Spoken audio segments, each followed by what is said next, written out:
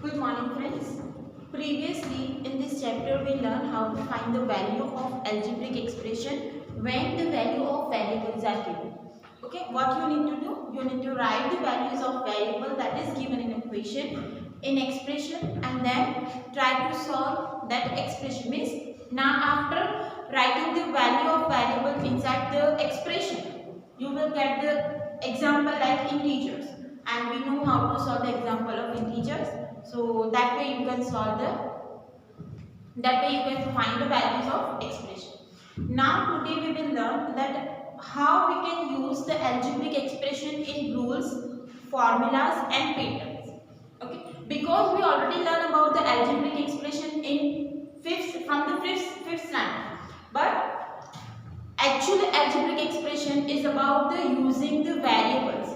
Okay, and we are using the variable in formula. You learned in previous standard that the perimeter of rectangle is 2 inside the bracket L plus B. So that is what for us it is a formula. But L and B is nothing but the variables. If we are using area of rectangle, for example, area of rectangle is L multiply B. So what is that L and B? It is nothing but variable. If we are considering it for a one example, for example, if I say that length is 3 centimeter and breadth is 4 centimeter. So that length and breadth is 3 and 4 for that particular example. But if we are considering the general equation for area of rectangle, then it is L and B. And what is L and B? That is variable. So we are using the algebraic expression from the 5th standard. So whenever we are using the formulas or rules, so at that time we are using the algebraic expression. So what are the formula we learn? That area of rectangle is what? L multiplied B. Now for this, L and B is what? Length and breadth. So in general, length is considered as a variable L and breadth is considered as variable B. So this is nothing but the algebraic expression. We can write it as a LB. So here L is length and B is, for example, we are using L as some value. For different example, L takes different value and B takes different value, but in general it is LB, means L multiplied B. If we are considering perimeter of rectangle,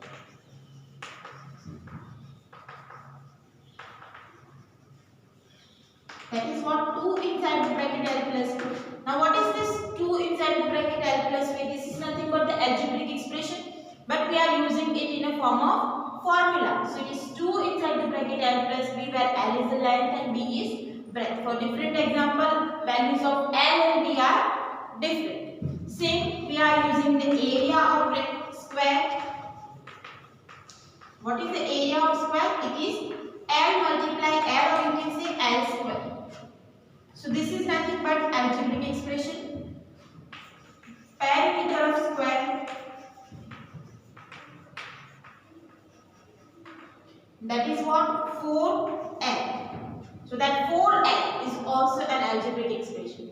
Also we learn the equation for an area of a triangle. For an area of triangle is 1 by 2 height multiplied width. So that is what? HB by 2. It is also an algebraic expression.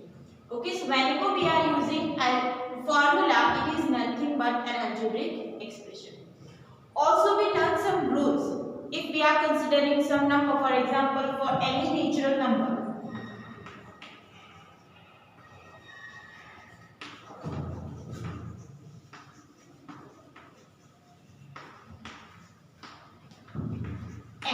we are considering a natural number n, then n plus 1 is its successor, means next number. If we are taking number n, then n plus 1 will be its next number. So this is what? A rule. So if we are considering 15, n is equal to 15. Then what will be its successor? So n plus 1, that is 15 plus 1 is 16 is its successor. If we are considering n as a 25, then n plus 1 will be, this next number will be 25 plus 1, that is 26. Again, if we are taking for any natural number,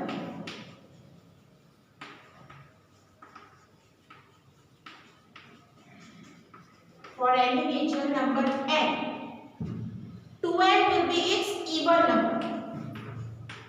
2n is even number, and 2n plus 1 is odd number.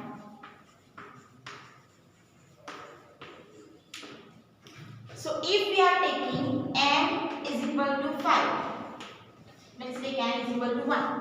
So if we are finding 2n, that is 1 multiplied 2, so that is 2. It is what? Even number. And if we are considering 2n plus 1, so that is what? 2n is 1. Here we are considering n is equal to 1.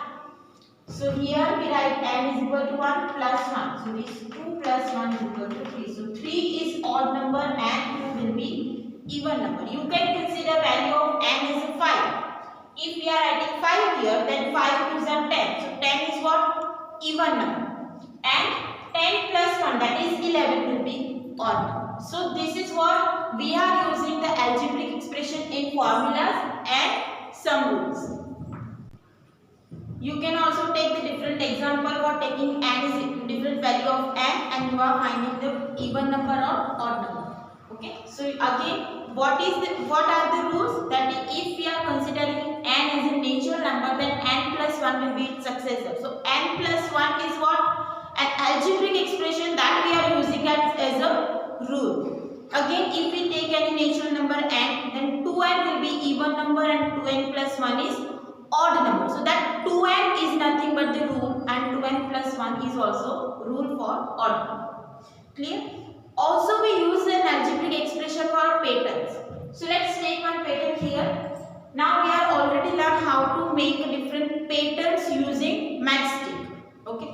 So here one box is given. We are considering it as a 0 or you can say square. So how many matchsticks are required to make a square? 4 matchsticks. Now we are making consecutive square. So attach one more square. So how many matchsticks are required? You can see 1, 2, 3, 4, 5, 6, 7. So total 7 matchsticks are required. Here one more square we need to add. So how many matchsticks total? So 1, 2, 3, 4, 5, 6, 7, 8, 9, 10, 10. After that we need 30 matchsticks. So if we want to find the pattern for this, so can you see any pattern? Can we define any general rule or you can say an algebraic expression that show that it is a pattern for 0?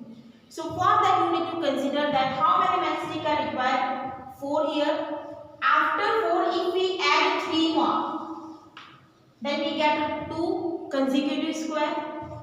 After 7 if we add 3 more, then again we get one more consecutive square. After that if we add one more 3 matchstick, then it is again a 4 consecutive square. So if we remove the matchstick, so this is what? 3 plus 1, 4 means 3 plus 1. Now 7 means what? 2 multiply 3 plus 1. Now 10 means what? It is 3 multiply 3 plus 1.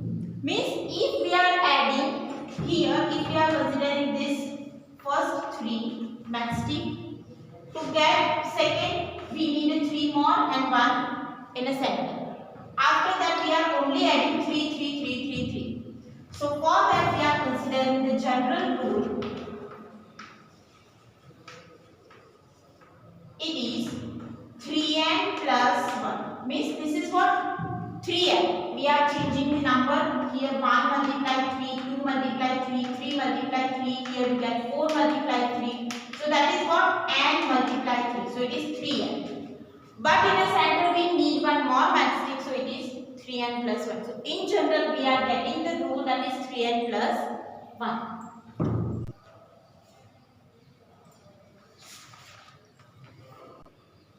Now let us consider one more pattern. So here u is given. So how many matrices are required to make this U? It is 3 matrices. Now consecutive U, we need to add 2 more matrices. Now next for 3U, we need 2 more, and for 4U, we need 2 more at the last.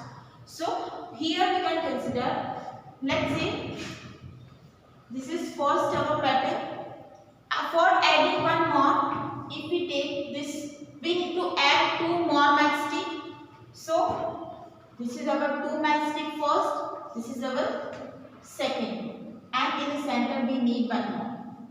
Again 2, 2 and 2. Means we are adding 2 matchstick more at the last when we need to get 1 more consecutive pattern, and in the center we need 1 matchstick. Again let's 4. So here 1, 2 and 3. So to get 4 consecutive U, we need add 2 at the last and 1 in the center.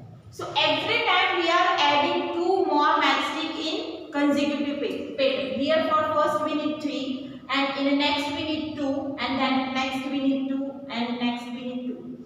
So we are considering that it is as 2 plus 1. Now here, how many matchstick we require? 1, 2, 3, 4, 5. So it is what? 2 multiplied 2 plus 1. This one represents the extra matchstick we are adding in the center. This one represents extra matchstick that we are adding in the center. Now, for we are considering this 2, 2 and 2. How many times 2? It is 3 times. So 3 multiplied 2 and 1 at least. Now again 1, 2, 3, 4. How many times we are adding 2 matchstick? 4 times.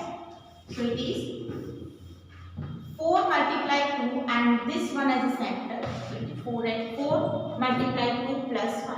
So in general, this is what number 1, 2, 3, 4. If we need 4U, then it is 4 multiplied 2 plus 1. If we need 5U, then it is 5 multiplied 2 plus 1. If we need 6U, then it is 6 multiplied 2 plus 1. So in general, what is the pattern? It is 2n plus 1. This 1, 2, 3, 4 is what? N. Multiply with 2 plus 1. So that is that we will get the pattern for U. Clear? Let's take one more pattern for a P. How many matchstick are required to represent P? You guys see 1, 2, 3, 4 and 5. So we need 5 matchstick.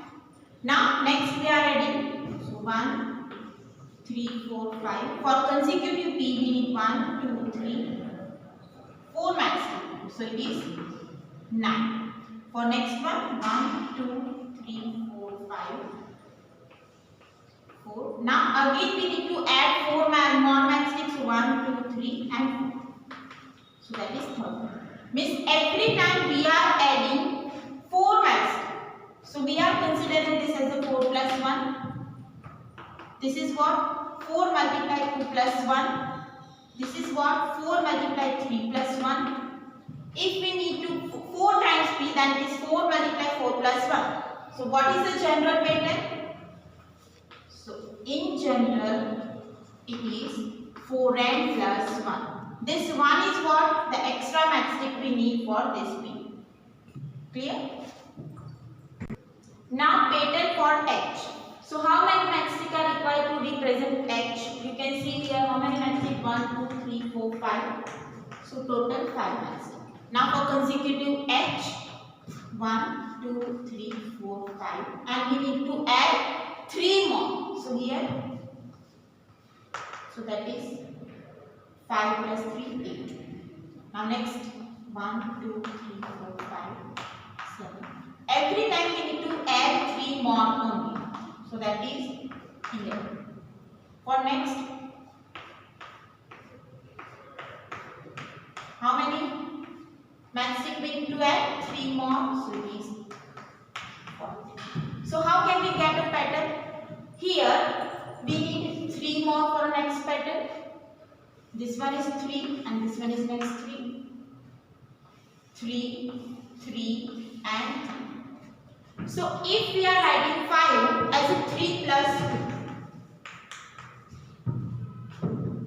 So what is 8? It is 3 multiplied 2 because we are adding 2 times 3 plus 2 because these 2 are extra maximum. For next it is 3 multiplied 3 plus 2. For next 3 is 3 multiplied 4 plus. For 4h we need to multiply 3 4 times plus 2. So 2 that is extra maximum. So in general it is 3n plus 2. So that is a pattern for h. So this way you can find the pattern for any alphabet. Clear? Now here pattern for a square. So to make a square from the top, we are using one dot. One dot. So one dot is what? It is one square. How many dots we require to make a square first? One dot. Now to make more squares, so it is 4 dot we require. 4 dot means 2 in horizontal and 2 in a vertical. So that is what? 2 square. Now next pattern, we need a 3 dots in a vertical line and 3 dots in a horizontal line. So total how many dots we have? 9. So 9 is what? 3 in a horizontal, 3 in a vertical. So that is 3 square. For 4 times. So we need 16 square. Why? Because it is 4 in a vertical line and 4 in a horizontal line. So in general for a square number,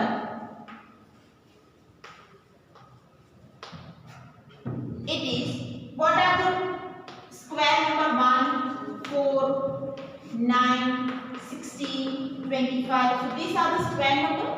So 1 means 1 square, 4 means 2 square, it is 3 square, 4 square, 5 square. So it is for natural number n, and n square will be is the square number. For example, if we are taking 10, then 10 square, that is 100, is a square of 10. So n square is the rule for a square. Now if we are taking any table, for example, numbers like 3, 6, 9, 12, 15. So this is what? A table of 3. 3 ones are 3, 3 twos are 6, 3 threes are 9, 3 fours are 12, 3 fives are 15. So in general, it is 3. If we are taking for a table of 5, for example 5, 10, 15, 20, 25. So general rule for a table of 5 is 5. So this way we are using algebraic expression in pattern, in general rule and in formula.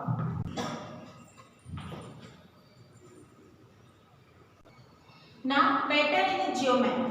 So we are also using the patterns in the geometry. So let's take one example in how we can use the pattern in the geometry. So we are considering the concept of diagonal. So what is a diagonal? Diagonal means it is a line segment that join non-consecutive vertices.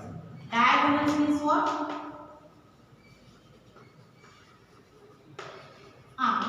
Line segment that join non-consecutive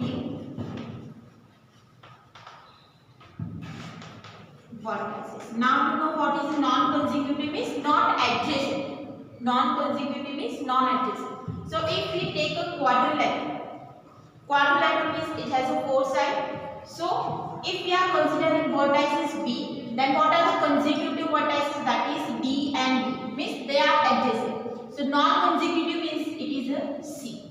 C and A are non-consecutive vertices. So if we draw a line that join A and C, so that will be diagonal. So we are considering that B. So consecutive means adjacent. So adjacent vertices of B is A and C. So non-consecutive is D. So if we draw a line from B to D, so that will give a diagonal.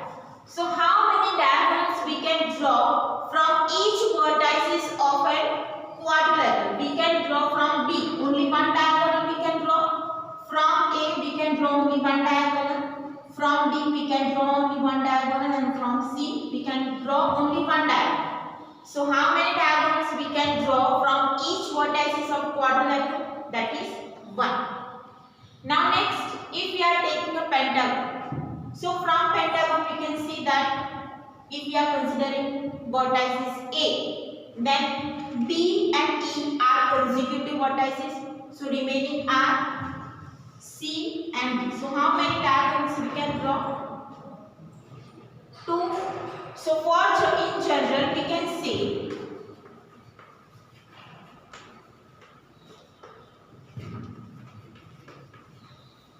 we can draw n minus 3 diagonals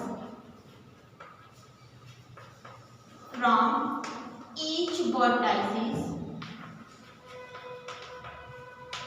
of polygon. Why n minus 3? N means number of sides. N is or number of sides, or you can say number of vertices.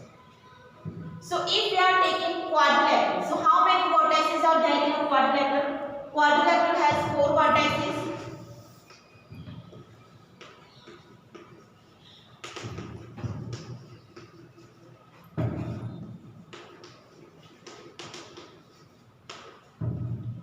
How many diagonals can we draw from the each vertices? That is 4 minus 3.